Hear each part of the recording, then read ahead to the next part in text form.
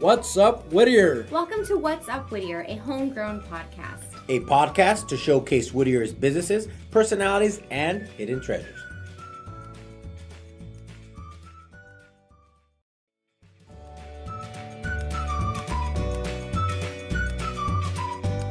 Howdy neighbors, producer Christine here with this week's community corkboard announcements. I know it probably sounds a little echoey in here still. Well, I just want to let you know that we got our acoustic foam tiles, and thank you to Amazon. And we're going to put those up on the wall soon as Chef gets here. But anyway, I'm going to record the announcements. In the meantime, since there is no loud drilling, hammering, because it's after 3:30. So here we go with this week's community corkboard announcements. Every Friday from 8 a.m. to 1 p.m. we have the Uptown Whittier Farmers Market presented by the Whittier Uptown Association. Again, every Friday from 8 a.m. to 1 p.m. on the corner of Philadelphia Street and Bright Avenue. If you're interested in becoming a vendor, email farmersmarket@whittieruptown.org. And since you're right next door to the studio anyway, I'll probably be working in here. Well, actually not this Friday. Maybe not next Friday. Actually, the next 2 Fridays, I will not be here. But on the 21st, I will definitely be here. So feel free to drop on by, wave. It'll be a great time.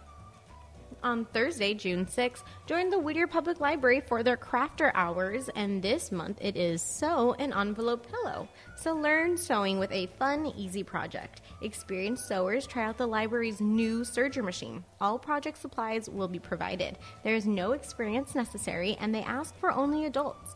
So again, if you'd like more information, visit the Whittier Public Library. I'll post the information down below in the description. The Central Library is located at 7344 Washington Avenue, Whittier, California, 90602.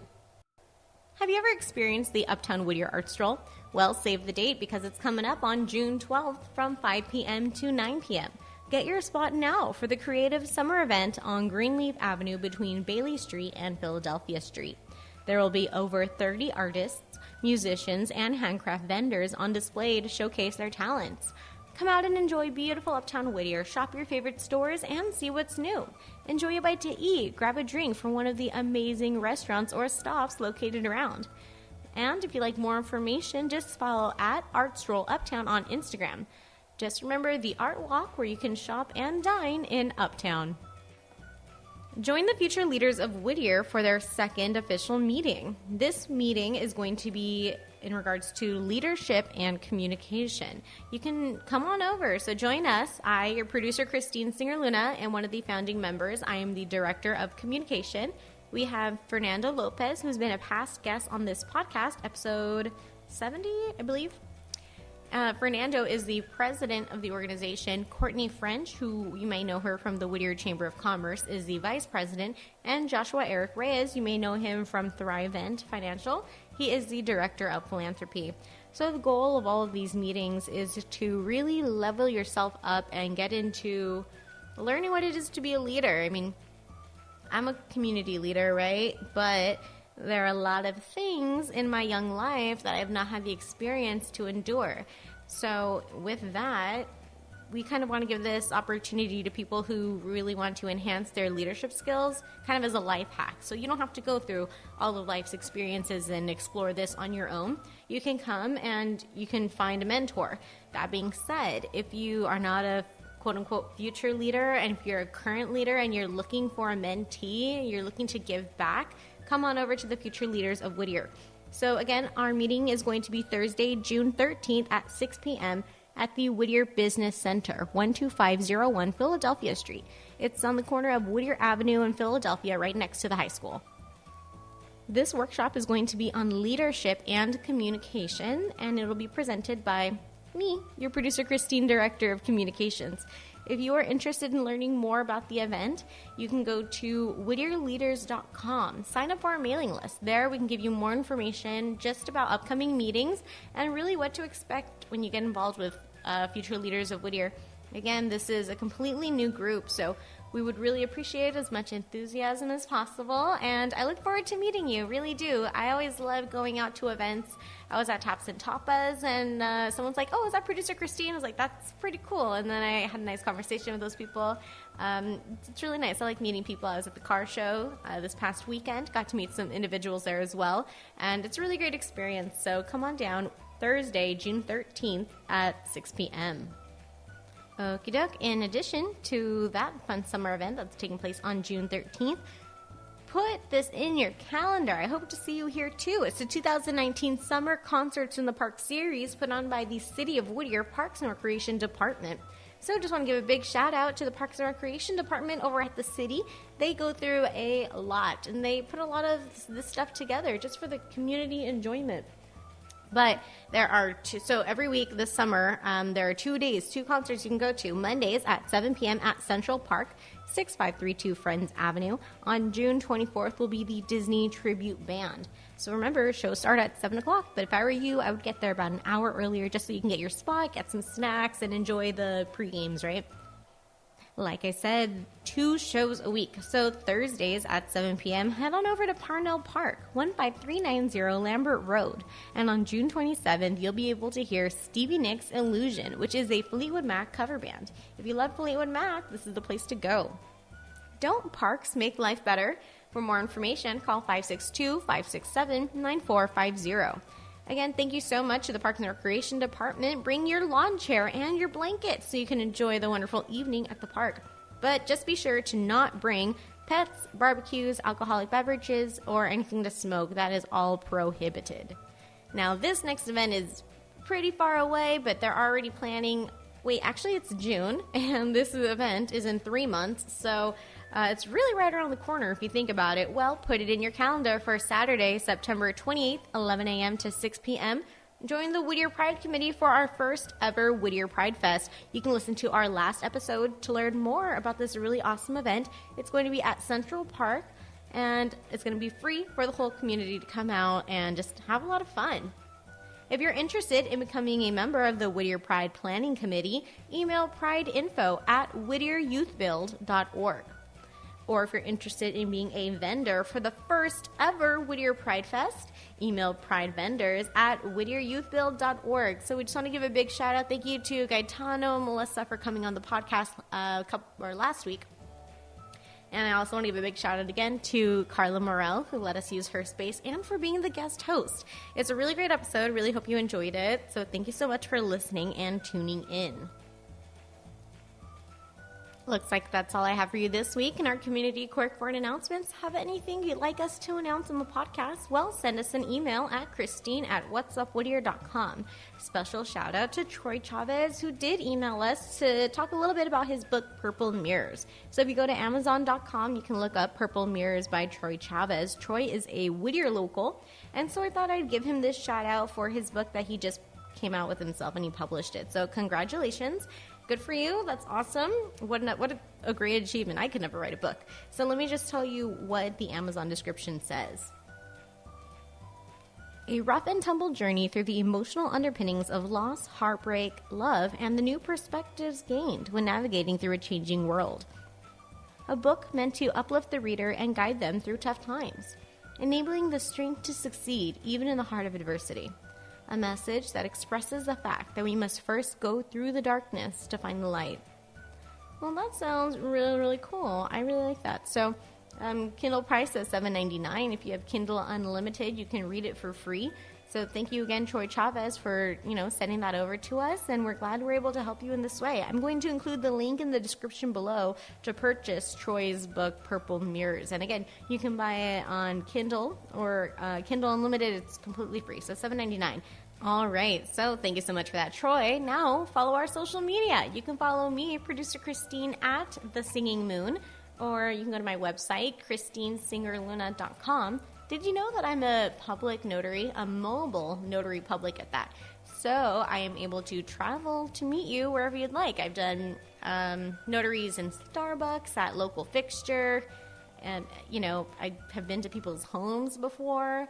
I have driven all the way to Altadena from Friendly Hills and then back to Friendly Hills, it's limitless. The things, if you need it notarized, I got you. I'm your girl. But so I just want to give a special shout out to Remo, who hooked me up with that job, driving from Friendly Hills to Altadena. And you can follow Remo and support Remo at Remo the Realtor. You can go to his website, remotherealtor.com. You should totally sign up for his newsletter. He has a lot of great information, and Remo actually puts on a lot of wonderful workshops for those that are either first-time home buyers, if you're looking to downsize, if you're looking to find a bigger place, if you're looking to buy or sell, contact Team Remo the Realtor. They're really great people, and honestly, if I were you, I would choose people with integrity, and they are the ones with it. Speaking of integrity, we got our guy Jesse from J2 Architects. You can check him out at J2 Architects or go to j2architects.com. Jesse also has different workshops, so he recently has been putting together workshops for additional dwelling units, ADUs, and he works in partnership with Remo for some events. So again, why don't you just go on to Instagram? You can give us all a follow at Remo the Realtor, at The Singing Moon, and at J2 Architects to stay in touch with what we've got going on. Follow What's Up Whittier.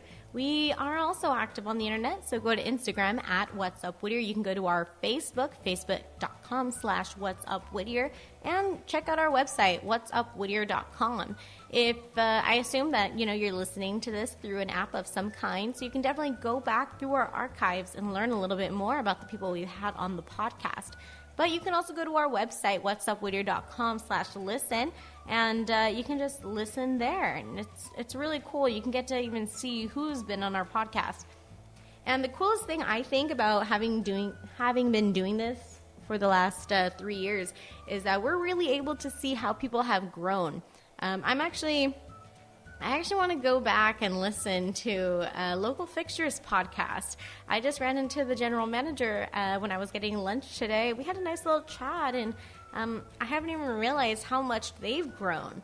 When they had just, I love Local Fixture. I go there almost every single day to get my coffee. Shout out to Leslie. But so they've really grown a lot, and I'm interested to hearing the podcast episode in a little bit, probably after work I'll listen to it. But so again, thank you to all of our past guests who've been on. We really appreciate your support. And honestly, I think Jessie said it before on the podcast, this experience is like a moment in time. I think if you even go back, probably discussed like the radio station, right? Kind of the evolution of the brewery in itself. Just a quick fun fact about that. When we recorded our episode with Chef Ricardo Diaz, I believe it's episode 8 or episode 9. If you go that far back, the day that we recorded his podcast episode was also the day that he came to the Nixon Plaza, to the Bank of America building, to view the bottom floor for the brewery. And as you know, that it's been almost 3 years since that time. So it's really exciting. I just remember that he said, off the record, I looked at downstairs for a brewery space. I'm like, oh my God, that's so cool. And then in March, we got a phone call saying we were going to make a radio station. Do you want to do it? And again, it's been a really cool journey just to see the business inception and kind of to be in the middle of it during, and I'm excited to see what it's going to look like after. But if you are interested in finding out some more information, follow our social media. Follow at Poet Gardens, at WIPA Radio. And you should also give the other businesses in the corporation a follow. Give at Colonia Publica a follow and at Pizarra Capital.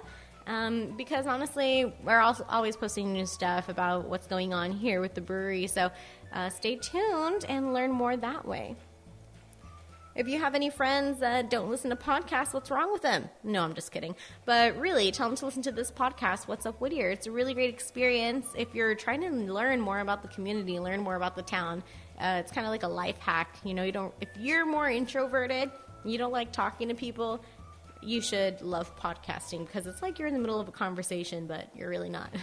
So thank you so much for listening. Thank you so much for subscribing, for downloading this episode, and we will continue to deliver you quality content. Again, I just want to give a last-minute message about this episode. touch on some topics in regards to domestic violence. So I just want to give you that trigger warning. I was affected in the podcast episode, but because I'm the editor, I can cut that out. So I was definitely triggered. So if you, just be aware that trigger warning, there is talk about domestic violence, mental, physical, emotional abuse, a little bit that in here. Rob, our guest, even breaks down a little bit. But again, I appreciate his vulnerability, and I appreciate all of the people who are coming together to really put a stop to this type of behavior. So thank you so much, again, to the Women and Children's Crisis Shelter for doing what you do for our community. And, yeah, I really hope you do enjoy this podcast episode. I loved hearing it the second time back when I was editing. So, I'm going to check it out for a third time. Thank you so much. And, take it away, Jessie and Remo. What's up, Whittier? Dun, dun, dun, dun. Man, Remo, when was the last time we did a podcast together?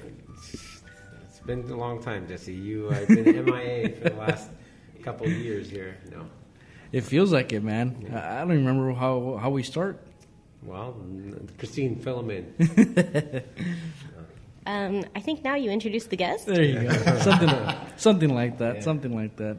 So today we're off location. We're actually at the DoubleTree down the street on Greenleaf. In Uptown, right? It's considered Uptown? Yes. DoubleTree, yeah, Uptown. What do they call it? Uptown adjacent or Uptown? No, Uptown. It's Uptown. So we're at the DoubleTree, actually using one of their little conference rooms. And why are we here, Remo? Well, we were told that we were getting free drinks, but Oh, apparently man. that didn't happen. We were told cheese and wine, and none of that came true. But we have a special guest today, Rob, and it's Marin. Yeah. Welcome. Just like Marin County. Okay. There you go. And I'll buy you drinks after. Oh, there we go. I was going to say, they'll give you the drinks. You just got to put a card down. Yeah, that's how it works, right? Yeah, something like that. Well, welcome. Thank you. Rob, before we get into who you are and obviously introducing yourself, you're also part of the Women and Children's Crisis Shelter. Right? Yeah, I'm on their board. You're a board member. Yeah. And that's obviously why we're here, is obviously to speak about what that means, who they are. And before we get into that, if you could introduce yourself and tell us a little bit about yourself. Sure. I'm a local boy, born and raised here. I tell people all the time, I was around Whitwood Mall when it was an outside mall, then an inside mall, then an outside mall. And when it was inside, it was pretty ugly. But I graduated from Whittier Christian High, went to school in the area, even bought my parents' homestead. So my mom, she is involved in Distinguished Women of Whittier, and she's been with WAGS, which is the Whittier Area Genealogical Society. I got to give her a shout out, since the 80s. So this is my town. And obviously you're pretty involved. I think I've seen you at a lot of mixers. Are you also part of any other boards, or? Yeah, I'm on the Women and Children's Crisis Shelter board. I'm also on the Rotary board. Okay, there you go. Yeah. Nice. So now getting into what this because it is a nonprofit, right? The shelter is, yes. Yeah. So I guess explain to us a little bit about what it is and how you're tied into that board or that nonprofit. Well, originally I was introduced years ago to it by my mom because I had stuff to donate, and she told me about Shelter's Right Hand, which is an adjacent charity that all their profit and donations go to the Women and Children's Crisis Shelter. So we'd have leftover stuff, and I thought, well, this is great. Instead of just giving it to I don't know who, it's going to somebody who it really means something. So that was years ago, and kept doing it. And then as I started getting involved in the Whittier community, it's just one of those organizations that just really struck a chord with me. I truly believe that we are here to serve a purpose, and in that situation, when you have people that when they're being abused physically and emotionally, they're also in a position where sometimes they're being conditioned to not respond the way a person in a healthy state of mind would respond. And so I feel I'm compelled to be part of a solution of that, to help people in that situation. And that's how I started getting a little bit more involved with it. I'm kind of like a big cheerleader. And now, years later, we're always donating. In fact, sometimes I'm starting to pack stuff up at home, and I begin to cry. And it happened last year. We bought brand new dishes, and so I'm packing up our other dishes, and I'm beginning to cry in the kitchen. And it's like, what's wrong? And I said, do you realize this will go to some family who has nothing? And forgive me, sometimes I'm just going to warn you ahead of time. I start telling these stories, and I'm going to lose it. But it was just one of those times I thought, here for us, we're just throwing this away. But to some family, this is all her, all that the family would have. And doing that kind of stuff is what's fulfilling, much more than monetary. Yeah. And in terms of the I guess the shelter itself, is it a true shelter, like as we think of a shelter, like housing? Yes. Okay. It's transitional. The shelter itself they have different sized rooms. It's here in Whittier at an obviously undisclosed location, which is some of the challenge for the shelter because of the work that they do. They have to be very private. They have to protect people's identities. So even we have an outpouring of people wanting to come in and help. Anywhere from hairstylists wanting to come in and do makeovers to people saying, we'll come in and work on the shelter. But because of keeping the confidentiality and protecting the residents there, it's really hard to do that. At the same time, we want to make people aware of what it is that we do, because it is an unspoken problem in our society where it can affect people in all different demographics, all different, anywhere from low income to wealthy. It doesn't matter. It can affect anybody. So it's really hard to let it be known. But it is a shelter. It has multiple rooms in it that are different rooms. Sometimes the rooms are really small because it's just housing one or two residents. Sometimes it's a larger room, and they call those the family rooms. I had the privilege of a few months ago, some of us board members were asked if we could clean out the garage. So after we cleaned out the garage, they gave us a tour. And again, I lost it, in the middle of the tour, because we're walking in and we see these families, and you can see they feel safe. I mean, you can just see it on their face. It's very well organized. It's a community that what they do is they'll have a family make a dinner that's their specialty for all the other families there, and they keep taking turns on that sort of thing. On Mother's Day, I was told that they went ahead and made a special family meal that everybody ate together, but then the kids, it was like a fake credit card, and then they got to go through a makeshift store, but then they could buy stuff and I'm doing air quotes, but they could buy stuff for their mothers and give it to their mothers for Mother's Day. Oh, right. So they try and make a community, out of it.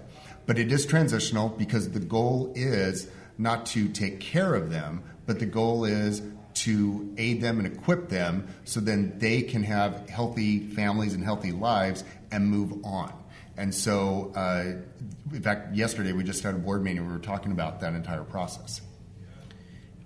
Without getting into too much details in terms of obviously trying to protect identities and stuff like that, what type of women and children are being housed?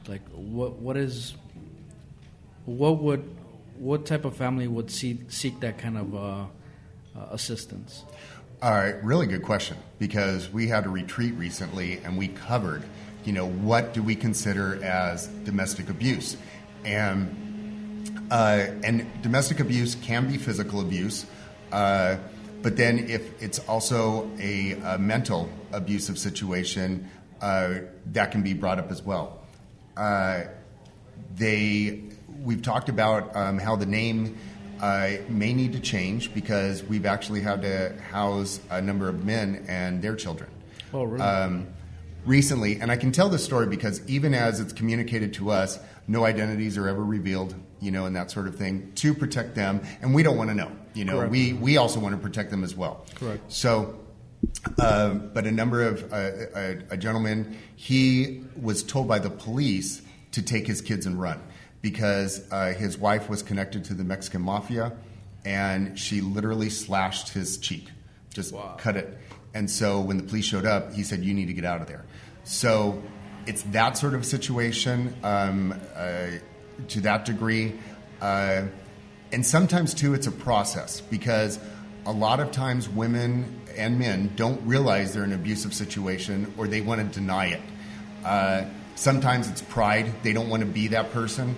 Sometimes it's they don't want to believe that this person that they think they love or they do love is causing this situation.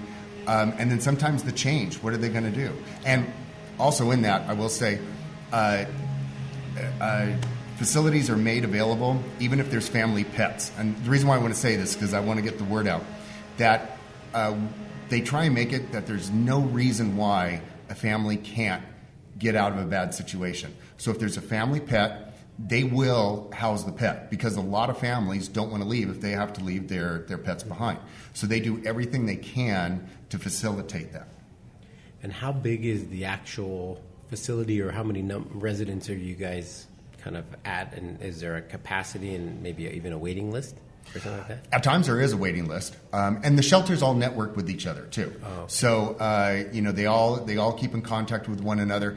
Part of that's because a lot of times you don't want to house people in the same demographic that their abuser is in. So, for instance, let's say somebody's being abused in Fullerton, they would come to the Whittier home because the likelihood that somebody's in Uptown Whittier, they won't see their abuser. And the abuser has no idea where they've gone. So it allows for that safety to take place. It ranges because of the way that the house is set up and the rooms are set up. I believe it's 8 to 9 families. It's a 2-story home. And it has one big living area. It has a kitchen with all commercial, like a commercial oven and commercial because of everything that they're having to do. And then there's even like a few little hideaway spots where if the kids just want to, hang out for a little bit, they can. That's a mutual area. The rooms are considered safe rooms. If that's this family's room, then they're going to their room. And then there's an area outside for them to play, a safe area. They also have, I will say, and I'm really proud of, that the shelter has an education program. So in an adjacent building, they have an area where they have an educator come in, and he's a great guy. I met him, and I was really impressed. And he will teach the kids. So the education can continue in a safe environment. There's counseling services that are provided on site. All those things are provided on site. Sorry, I know that was a long answer. With it being a transitional place, what is considered transitional? Is it a day, a week, a month, a year? Really good question. 9 to 12 months. That's usually the target because anything longer and it starts to become a dependent situation, and you don't want that. It's not healthy. It's just not healthy. And then, and shorter than that is kind of tough because if somebody's been in this abusive situation, there's a lot of healing that has to take place, and healing takes time. And new habits. Yeah, new habits have to form, and that's part of the counseling. That's part of what they're learning, to deal with, and in that transition too, they're also getting prepared for. Okay, how are you going to support yourself? What kind of work can you find? And then that's part of that process as well. I know you keep referencing or kind of going back to and explaining that, some of these families come to you because they've been in an abusive relationship. But is that really the only reason why they would be there? Or is there other reasons to be sheltered in this home? It's a women and children's crisis shelter. So if it's a homeless situation and the person's not being abused, as much as we would like to help, That's not what we're focused on. Okay. But if the person is homeless and they are being abused, then that is something we are focused on. So we don't exclude. It's just that we're focused on it's a person in those situations. In fact, we are just beginning to branch out to some of the hospitals with some pilot programs of we're the point of call if somebody comes into an ER and it's apparent that they've been abused. Then they will call the shelter and then we will have somebody go there. Which, when you do something like that, you're undertaking a lot because that means you have to have staff. Medical staff, maybe. Yeah, you have to have staff, you have counseling staff, you have all those things available 24/7 or at least on call. And so putting all that stuff in place is a lot of work. So I credit, especially our executive director right now, Yvette. She's fantastic. And our board. We have a great board. And I credit them for, as we're undertaking this, going through all the steps to make sure that that kind of stuff happens, to reach out to more people. And with them being a resident there, it's not that they have to be there a certain time. They're still living a normal life as much as possible, but that's where they go to, I don't want to say sleep, but that's where they go at night and hang out? Or how is, I guess, the normal day there? They're not locked in. I mean, it's not like they're locked in, but there are rules they have to follow. Mm-hmm. And so I can't tell you the details of that, sure. But I do know that they are allowed. They even have field trips sometimes. You know, they do that sort of thing. So it's not an institution sort of setting by any means. It's more of if you want to call it a safe house, in a sense, it's that. But they can leave. You know, they can do that. Because when you mentioned if they're in Fullerton and if they bring them here to Whittier, they wouldn't run into them. So I didn't know if there was an opportunity or they just continue to live kind of a normal life in that sense, where they go to work and so forth, or is that all off the table until they kind of get the help during that time? I know that they're counseled to not go to the familiar places. That's the reason why there's education for the kids, because the abuser can track them down. Got it. Okay. So, but let's say, for instance, they're working in a company where they can get transferred. I'm sure that might be an option. Got it. Okay. So really, the shelter is there to bring in families who are in a situation where they're in an abusive relationship, right? Whether it's the husband or the wife.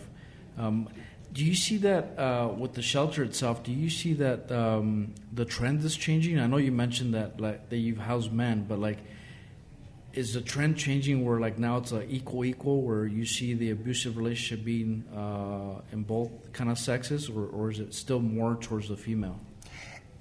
Really interesting. Yvette, our executive director, she's very well educated in this, and she always stays up to date. And she told us that it is really a lot closer to 50-50 than people realize. Wow. It's just there's a shame of men reporting it. Yeah. And so that's part of that whole thing. And then also the definition of an abusive relationship could be where, let's say, the woman is the main breadwinner and then she's using that to control the spouse, then that can be part of it too. They're also opening it up to even the gay and lesbian community, because they realize in those relationships the same thing can happen. It's human relationships, same dynamics. Yeah. Wow. And is there one center or shelter here in Whittier, or is there usually multiple within a city? Right now we have one shelter here, and we actually are working on a few things, including endowment funds and other things, to expand and to provide more, but do it in a responsible manner, so that way we can sustain it. Correct. Yeah. Wow. No, that's awesome. I mean, again, it's one of those things where you're right. I think you kind of said earlier that it's one of those things that doesn't really get talked about as much openly, right? As you have a conversation, but it's needed. It's one of those things that's very needed, because you talk about, I forget who we've had on the show before, where we were talking about the same kind of patterns that that kids follow as they were when their parents were with them, right? So if the parents were abusive with each other in terms of the relationship, then the kids would see that and then start mimicking that as they kind of go into their own personal relationships. So it kind of creates that same cycle as you move on. So to be able to interrupt that with something like this, right, to be able to give them that counseling and help, that I think we're just building better communities and better families, I mean, or individuals, really. But it needs to be talked about a little bit more, right? I think it needs to be known more. I think we need to have that conversation. So hopefully, with that conversation happening more, then yeah. Well, you guys Rob, will I'm curious. Is that the solution? I know maybe that's just his opinion. Is talking about it more helping it? Is that something that I guess as a board member is part of what you guys would like to see? More conversations around it, or is it better to keep it kind of hush hush? Or I don't know if that's. No, that's a great question. It's more comfortable to keep it hush hush, but it is talking about it makes a difference. Got it. Okay. 5 years ago, they started the lip sync contest, which I participated in last year. And it was created originally, and there are some funds raised from it, but it was created originally for awareness because they realized they needed to create that awareness. I started a few years ago. Tina Soriano and I, who's part of here at Whittier, we sat down at Starbucks and we were talking about how to give back to the community, and a few things started happening, and then that's where the Wine and Cheese Soiree was born. And I headed that up, and I have a great committee that every year has just amazed me on the stuff that they do, and a lot of it's for the same reason, for the awareness. You know, we have somebody who shares a little bit, even during that time, hey, this is the focus, and this is the community coming together. I can give you a personal example. And I'm going to crack my voice as I tell you this, so forgive me. Last year, we were in Temecula, and we were at a concert, and we were having a great time, and it was a dinner concert sort of thing, so we were sitting at the table, and all of a sudden, we saw this woman being dragged off the stage by this man. We found out later is her husband. And about 3 or 4 of us immediately started running after her because she ran away from him, and then we're literally running through the vineyard after her. And come to find out that she's been abused for years by this husband. And we literally, because it was my partner and I, and we're both bigger guys, and so we kind of just rallied around her. And then a dear friend of ours who came out of an abusive relationship herself, she made sure that she was counseling the woman and at the same time yelling at the husband, who kept on doing what an abuser does. Hey, you're making a big deal out of this. Hey, just come back home. Hey, just come back into this whole thing. So eventually, we did call the police immediately. Eventually, they were able to show up. Temecula's a big place, so it took them a little while to get there. And she turned to us and, sorry, but she said, I knew this was wrong my entire life. And she said, it wasn't until you guys stood up for me that I realized it was wrong. And she goes, I have a 14-year-old boy at home. Wow. Sorry. And she said, I knew as soon as you did this, my boy's learning that this is okay. And she goes, now he'll know it's not. And now he won't treat the women in his life this way. And so that's when the awareness makes a difference. Yeah. And again, that's what I was kind of getting to earlier, is that you guys are doing, I mean, this is big, even though it might seem like we're only kind of taking and focusing on a specific family at this moment. The impact that you guys are going to have long term, I mean, it's going to be huge. And again, it's stuff like that I think we need to be able to be more aware of and be able to obviously talk about it a little bit more. Going back to the fundraisers that you guys are putting together, is that something that you guys have something coming up now? Or yeah, today, even as we're recording this, a good friend of mine, Claudia, has a connection to Tanya Brown, which is Nicole Brown Simpson's little sister. And we all know the story of what happened with Nicole Brown. Tanya's story is on how domestic violence impacted her family and the reverberations around that. Because as it does affect the victims, we know it affects the immediate family, but then even how does it affect the other family dynamics? So she's coming tonight to share on that, and I'm sure by the time this is cast, it'll be in the past. But coming up, she also will be our special guest, which is really exciting, at the next Wine and Cheese Soiree, which is June 27th. It's at the DoubleTree from 7 to 10 p.m., and you can buy your tickets online, wineandcheesesoiree.com. And it's just a great night. People come together, networking. We have silent auction. We have raffle prizes. We have wine. We have cheese. So it's just a great time together. But we do have that focus. It's a community coming together to fight this, to bring awareness, to let people know they're not alone. In that, last year, Teresa Oliver came up with this incredible idea, and it took off. We had last year notes that people were able to write to people, to some of the guests, we call them, at the home. And the reason why is because of that, wanting to keep them protected, we can't go visit them. But this is a way that anonymously we can let them know that we care. Sorry. Yeah. And when I announced that we had those notes available, they were gone. The whole community came out, and they just wrote, and they were gone. I talked to Yvette, our director, about that about 6 months ago. I was mentioning, how that was a great idea, and we'll have them again at the upcoming soiree. She told me, she goes, Rob, you wouldn't believe how just that little thing can make a big difference. She said, we had a guest come in, and it was a really bad situation, and CPS had to be called, and she lost her son. And eventually she may get her son back, but she didn't know, and she was going to go home and take her own life. She, when she went home, one of the staff members wrote a note and just put it in her stuff and said, we care about you and we love you. The next day she came back and she became part of the shelter, and she said, because of that note, I knew there was hope. That's awesome.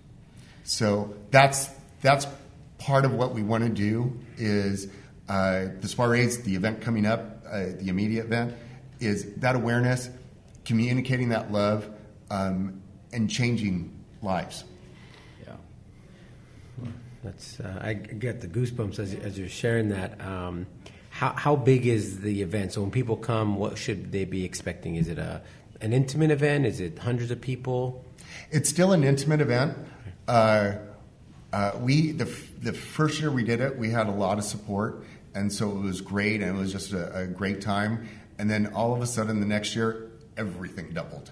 The attendance doubled, the contributions doubled, everything doubled.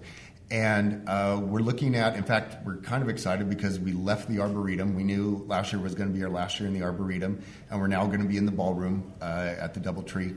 And we're hoping maybe 100, 200 people come to the event. So it's an intimate time. Everybody still knows each other.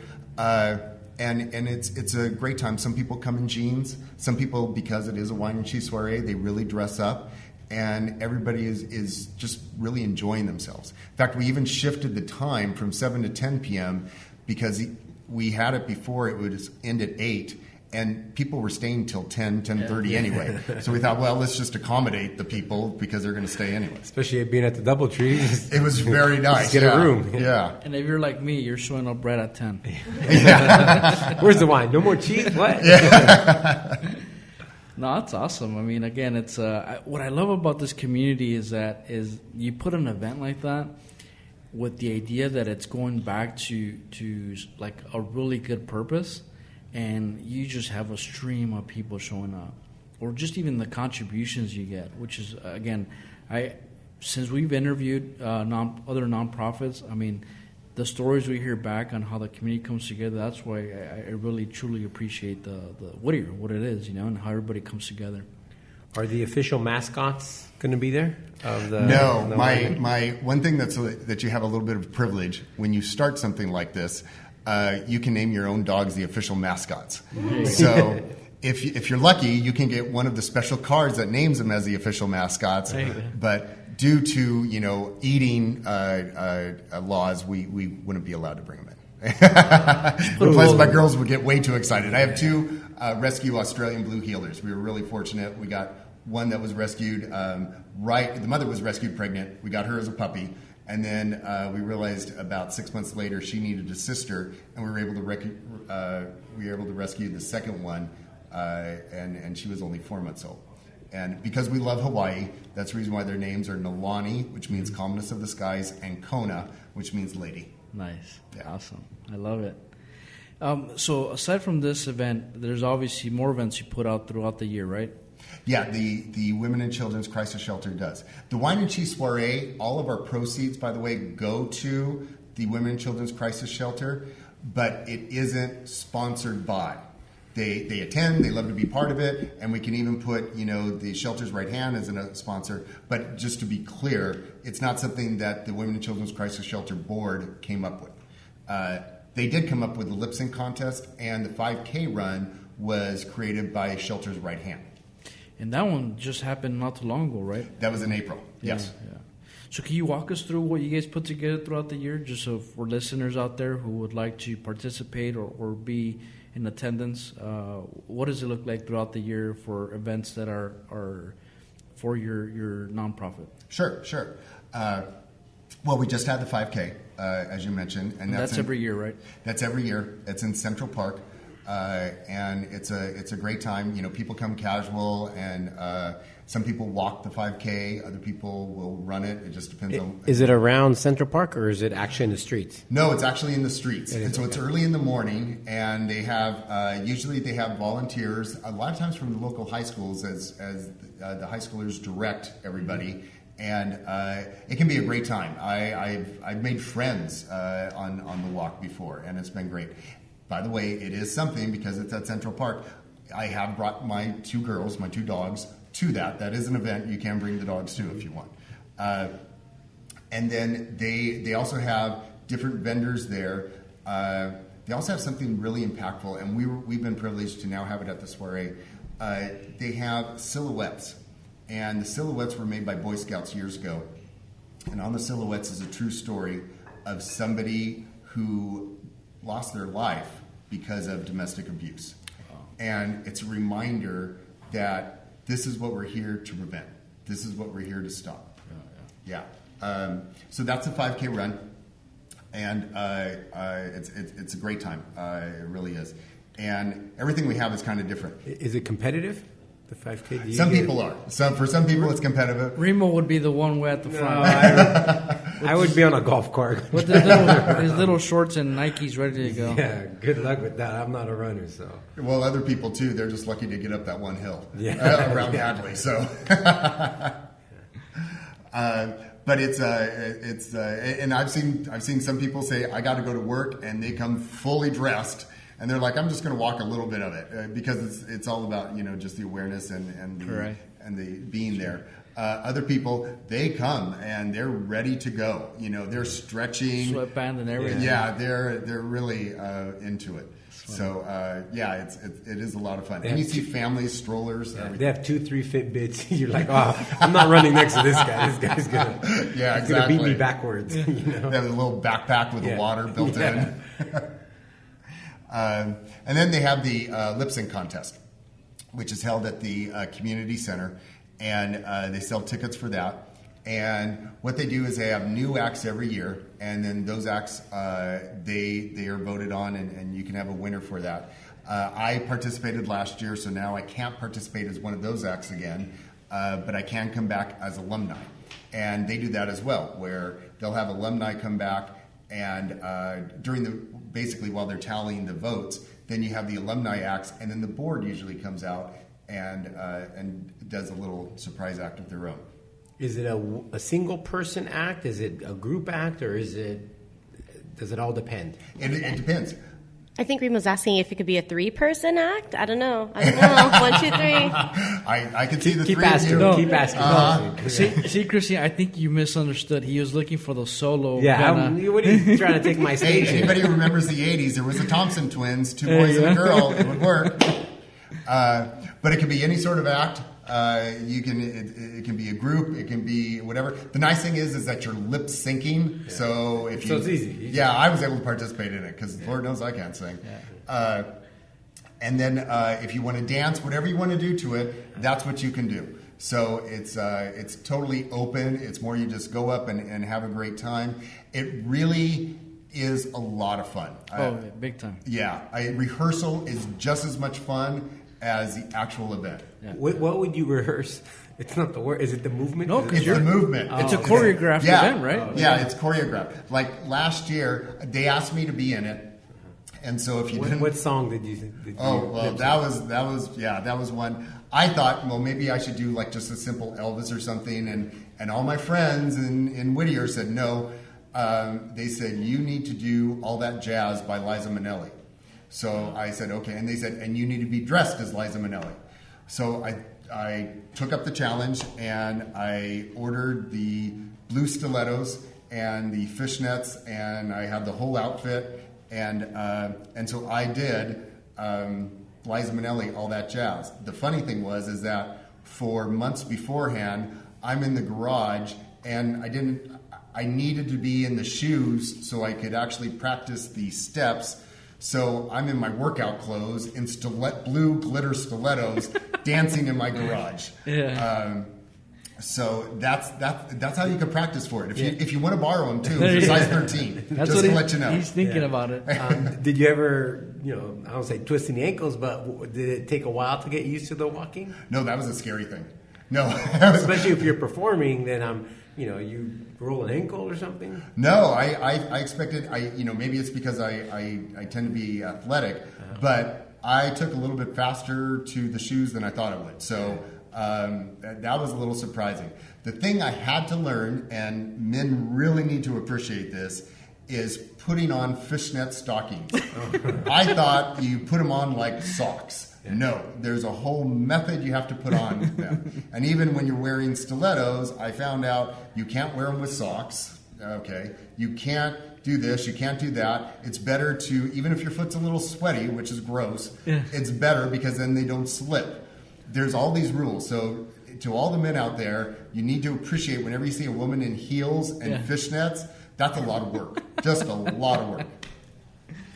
Sounds like a mission already. But again, I have my whole outfit. So if either one of you want to do it this year. I think Remo's ready. No, I'm maybe Michael Jackson or something. Remo It's a solo simple act. costume. It's something very simple.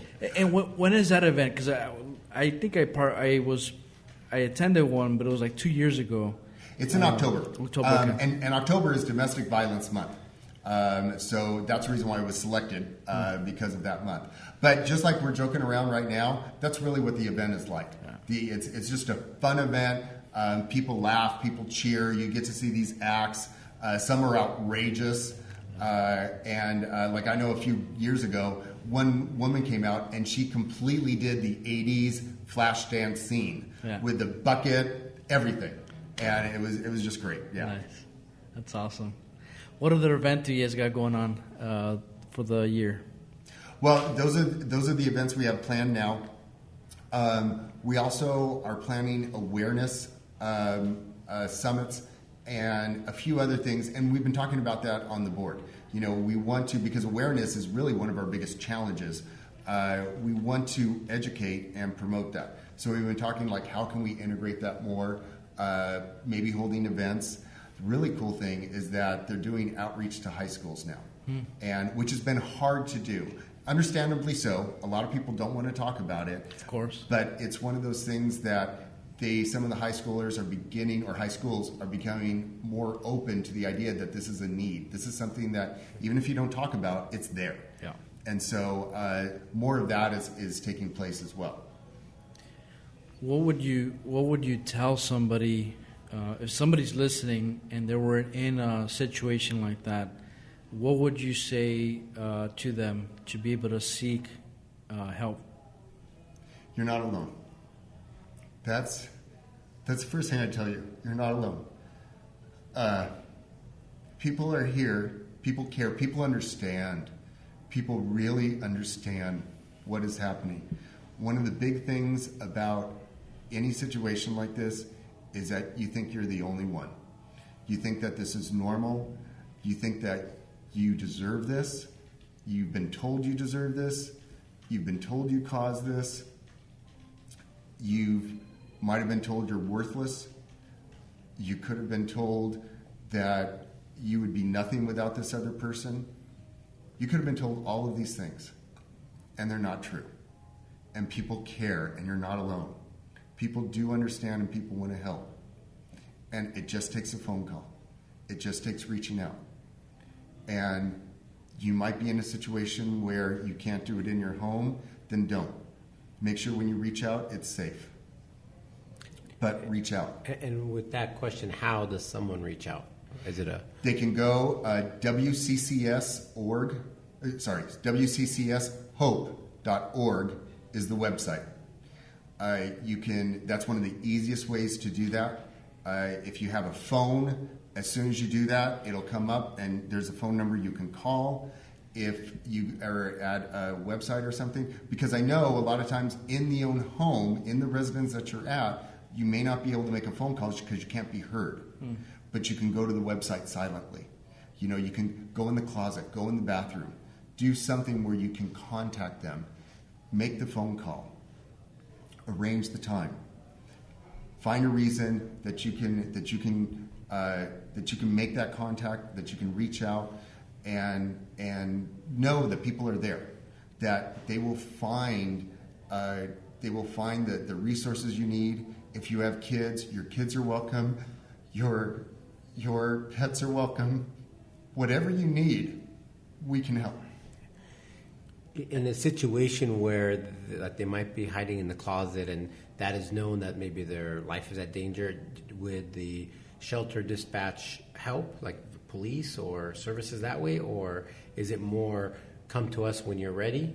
Like if someone was in a situation that really has escalated and they're in that closet kind of seeking help? Really good question. I was in the office, and if anybody's out there listening, if you're in that situation, even just go to the police.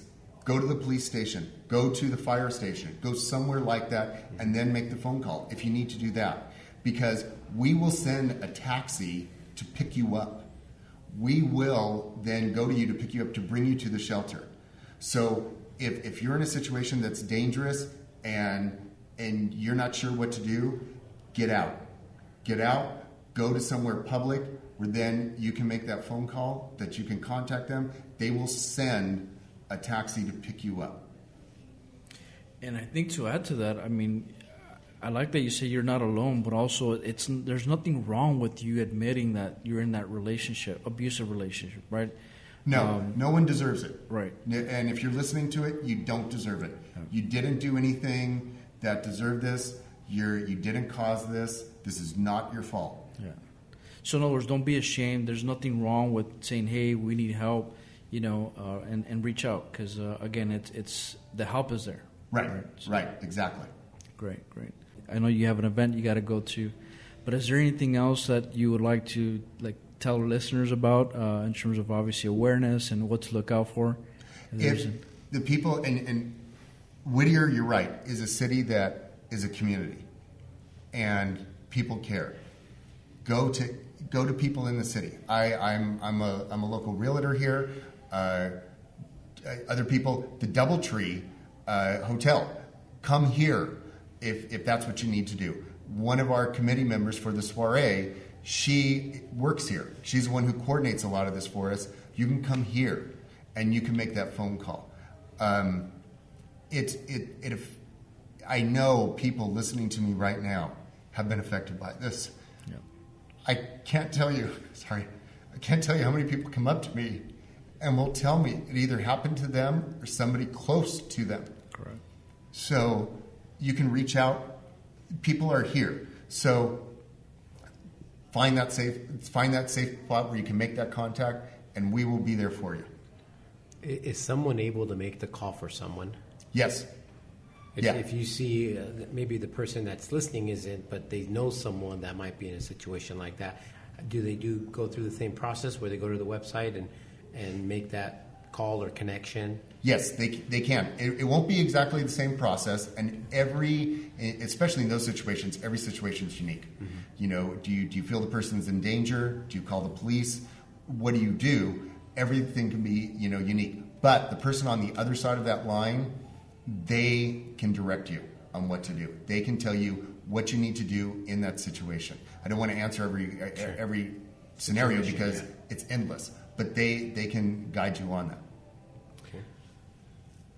How would I know we talked about the website. Obviously, they could reach out to you guys or contact you via the website.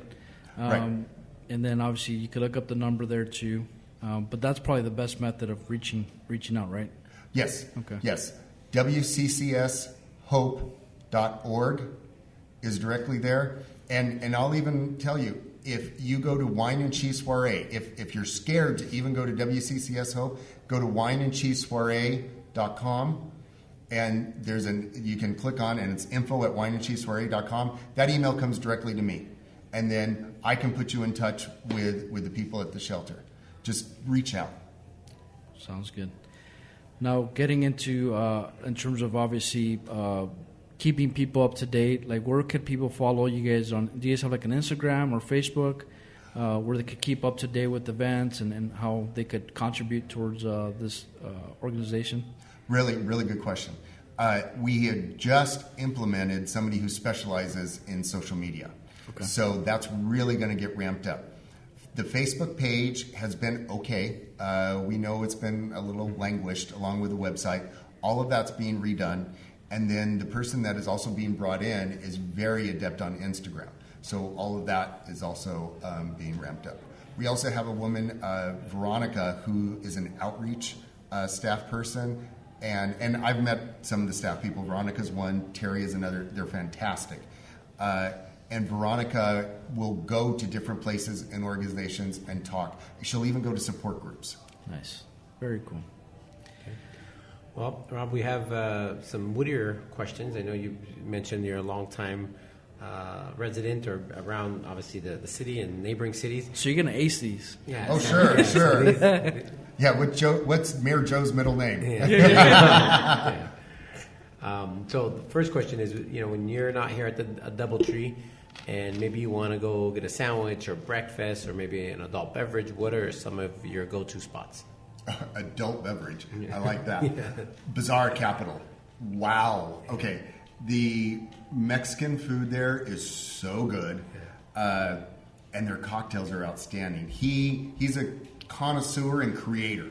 Yeah. So, and I tend to be a whiskey guy. That's me. Mm-hmm.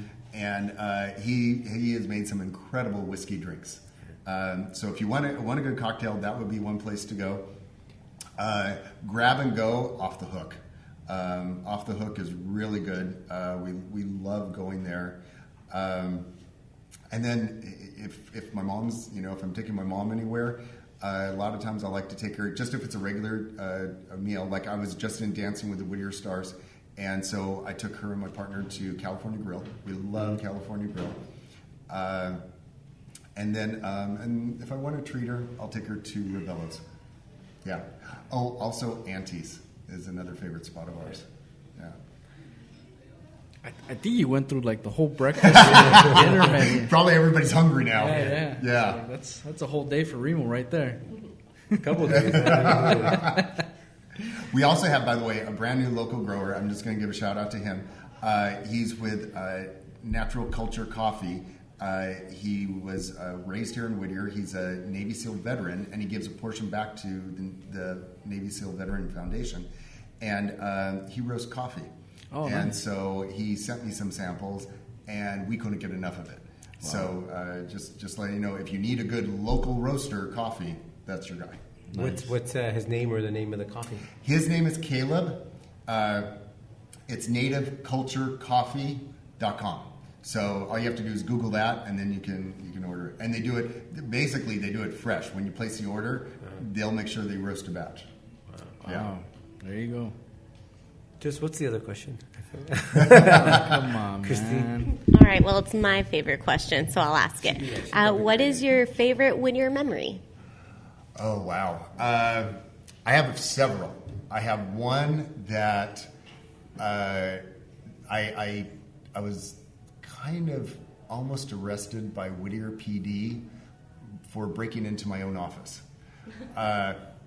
Years ago, I worked in this office area, and I had a middle office, and there was no windows to this office.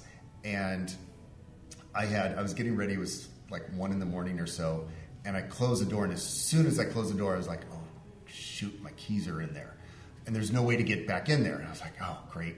So then I remembered the office right next to me, the guy who I worked with, he had the keys to the secretary's office, and that was in his desk drawer. And then the secretary's office, I knew where she hid the key to the box that had the master keys for every lock in that entire building. Oh. So I had to go outside. I also kind of jimmied the door so that way it wouldn't close. But then I knew how to shake his front window because the place was built in the late 70s. I could shake his front window and get it to unlatch. So the screen is off. I'm shaking this window, and then I push it open, and then I crawl through the window, and I'm kind of upset. So I'm slamming doors and slamming drawers, and so I get his keys and I go in, and then I have to jimmy also part of the secretary's office open because you can't just get directly in there. And then I finally get in there, and then I finally unlock that lock. And then I get the master key that opens up everything. Yay. So, okay, great. So I get that. I open up mine. I'm like, okay. I start to lock everything up. And I think, oh, yeah, I got to put the screen back on the front. I go out the door. As soon as the door shuts behind me, I hear a click to the right and a click to the left. And get on the ground now with your hands up. Oh. And I'm 21 years old, and I'm like, I'm going to die right now.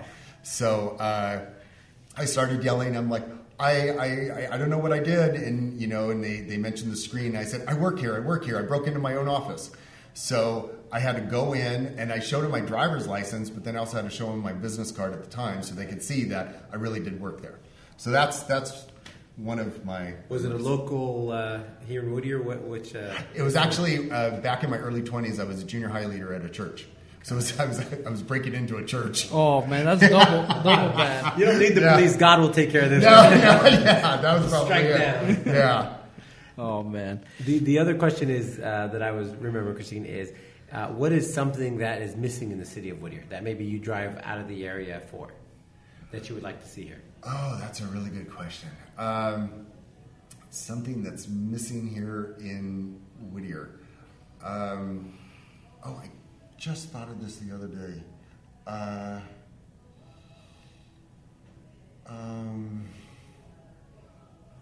These are the toughest questions. No, it is, and it's a retail place that every time I go, I think, like a specialty place.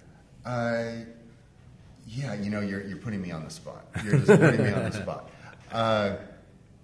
Because there's times that I drive to the west side. And there's some places, I make a point, okay, I'm on this side of town, and they have a few things out there. We've really come up, we have a Sprouts now. We have a Trader Joe's, although I wish we had a Trader Joe's on the other side of town, because I think the town would really do well with 2 Trader Joe's. I think that would, would be a huge help. Let's see.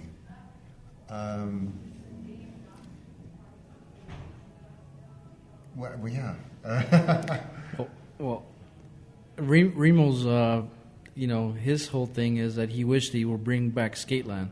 He's like, that's what's missing. Nickel, not Skateland. Or Nickel. No, sorry, I Nickel, say Nickel. Skateland. Yeah, He there says you go. Nickel. Oh, that's right. Yeah, I remember Skateland as a kid. that was a lot of fun. Yeah. Drive-in movies. Mm-hmm. Yes. The old theater. Yeah. Yeah. Where was the old theater at? Is it by the 5 Points? It was by 5 points. 5 Points. Mm-hmm. Yeah. Well, with that said, Thank you for coming on. Yeah, thank you for having coming me. on. Sharing the organization and a little bit about. And you mentioned that you're a realtor, so that's why you knew how to break in, right? Yeah, that's right. That's right. It comes with the skill set. Yeah. Well, I mean, you being in the same profession, there's sometimes you use past skills to your advantage. We'll just put it that way. I have a Swiss Army knife that could get me into anything in my car. So, that's right. Now I know what to lock up, man. Yeah. Well, Rob, thank you again. And for listeners out there, we'll put all the show notes information. So if you guys want to go and look at donations or how to keep track of future events, you can find all that information. And with that said, and the wine and cheese soiree, June 27th, 7 to 10 p.m. Yes. Thursday. Yes. DoubleTree. We would love to have you there. perfect. All right. Thank you so much. Great. Thank you much. Bye, Whittier. See you later, Whittier.